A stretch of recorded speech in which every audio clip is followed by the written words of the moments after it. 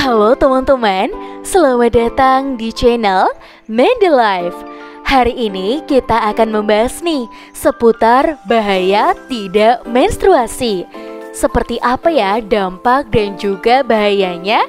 Nah, sebelum kita lanjut, alangkah lebih baiknya teman-teman di rumah untuk like, komen, dan juga subscribe channel YouTube Medilife. Amenorrhea adalah kondisi tidak terjadinya menstruasi atau haid. Kondisi ini bisa dibagi menjadi amenorrhea primer dan juga sekunder. Amenorrhea perlu ditangani karena bisa menjadi tanda dari penyakit yang serius seperti tumor kelenjar pituitari.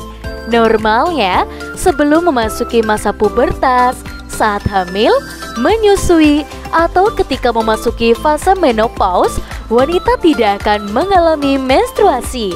Selain itu, wanita yang menggunakan kontrasepsi hormonal seperti KB, suntik, dan juga susuk umumnya juga tidak mengalami haid.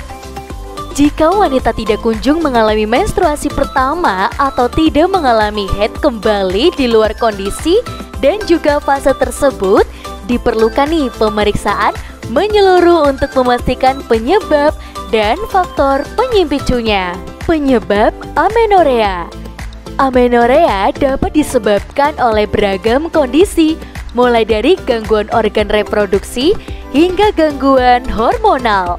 Berikut ini adalah uraian mengenai kondisi yang dapat menyebabkan amenorrhea. Gangguan pada organ reproduksi.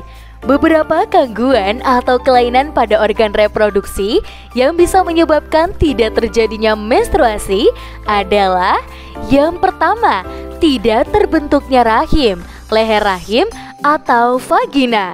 Yang kedua, adanya jaringan parut di rahim akibat sindrom Asherman, komplikasi kuretasa, atau komplikasi operasi sesar. Yang ketiga, adanya sumbatan di saluran reproduksi. Yang keempat, lubang vagina tertutup total oleh selaput darah sejak lahir. Nah, berikut ini kita akan membahas gangguan hormonal.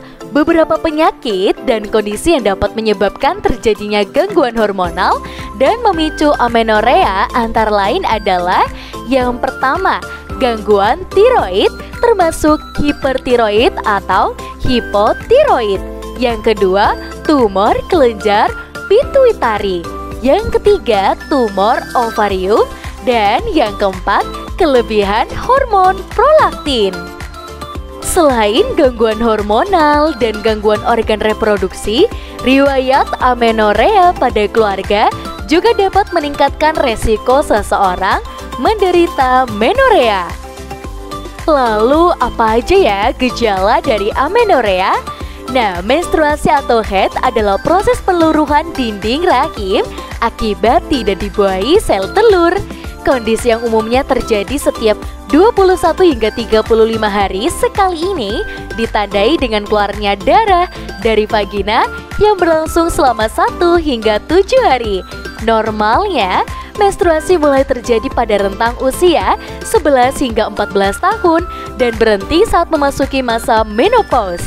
Akan tetapi, pada penderita amenorrhea, siklus menstruasi tidak terjadi pada rentang waktu yang tersebut. Lalu, kapan ya kita harus ke dokter?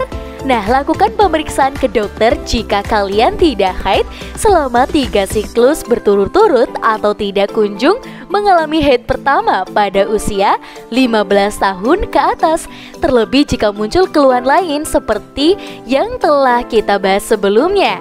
Jika sudah didiagnosis mengalami amenorrhea, lakukan kontrol ke dokter secara rutin. Selain itu, untuk memantau hasil pengobatan, pemeriksaan rutin juga bertujuan untuk menurunkan resiko terjadinya komplikasi.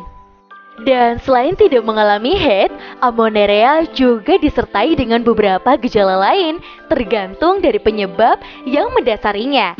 Jika disebabkan oleh gangguan hormonal, keluhan tambahan yang mungkin muncul adalah keluarnya ASI meski tidak sedang menyusui. Yang kedua, perubahan suara menjadi lebih berat. Yang ketiga, tumbuhnya rambut yang berlebihan. Yang keempat, timbulnya jerawat. Yang kelima, rambut rontok. Dan yang terakhir, nyeri panggul. Nah, tadi kan sudah dijelaskan juga ya kapan harus ke dokter. Dan ketika sudah mendapatkan obat, harus rutin dikonsumsi ya, agar penyebab penyakit ini tuh tidak muncul lagi. Dan untuk teman-teman di rumah, untuk mendapatkan informasi yang lainnya, jangan lupa ya pantengin terus channel YouTube Medilife untuk dapatkan video terbaru. Dan kita bakalan ketemu lagi di video selanjutnya. Sampai jumpa.